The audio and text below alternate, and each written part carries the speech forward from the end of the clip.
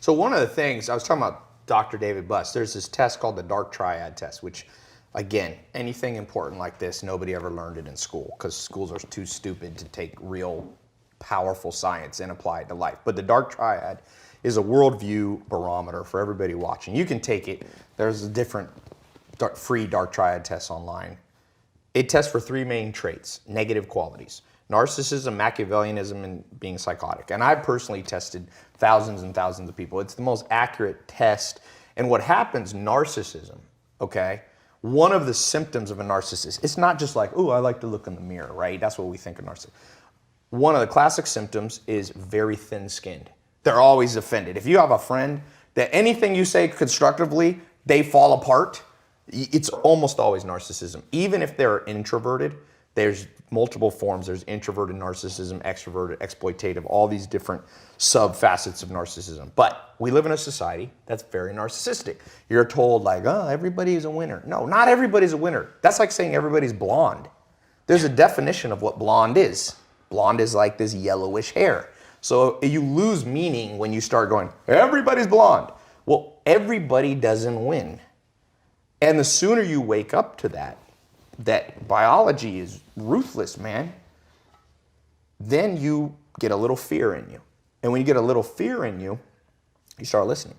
Because if you're truly afraid, you listen. Let a little fear come in and drive you and motivate you.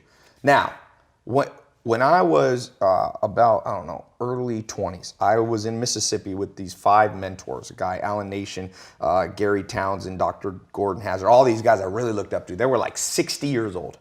And they were the people, like the only millionaires I'd ever met. I didn't grow up. I was born in Long Beach, Compton kind of area, and never was around anybody who would make $100,000 a year.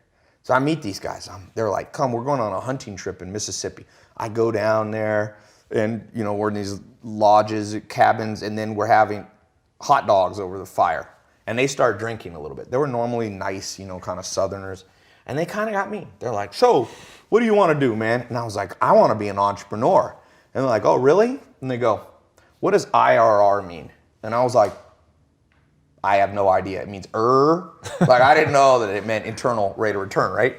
So one of them just goes, you know, you're never going to amount to anything. There's zero chance you'll ever be a successful entrepreneur. They all laughed. And I was like, I don't cry. It was the last time I got close to crying was that I was just like devastated. But you know what? I remember laying in bed that night going, no one will ever make fun of me again for not knowing about finance. So I became a CFP, a certified financial planner. And to this day, I can hold my own around the most powerful businessmen in the world. They might know more than me, but I don't come off as a fool. So that was a turning point pain moment, that Mississippi moment for me. I've sought those out. And the one problem is the more successful you are, the less people can say that to you that you'll respect them. But I'm always trying to fill my, you know, that old cliche, never be the smartest person in the room and all that. I have a better way to say it. Be around people who make you uncomfortable at the ego level.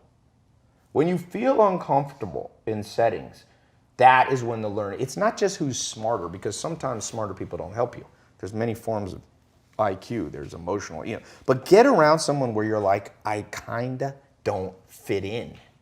And because we're all narcissists because of society and Instagram and all this, and I'm guilty of that too, we don't like to be uncomfortable because a narcissist's story to themselves is, you're the best. And so your worldview is messed up. That's a wiring issue. Let me put it this way. I meet people who think they're smart, okay? What it really tells me is they've never been around actual smart people. If you're really smart watching this, let's say you have 155 IQ. That's what Bill Gates has, and Albert Einstein were up there. My step-grandfather had 155 IQ. He speaks 14 languages fluently. He can write Chinese. He's a chess master. He can play 3 other chess masters without looking at the board while they look at the board and beat all of them. If you're smart, you can do that. If you're not, I got good news for you.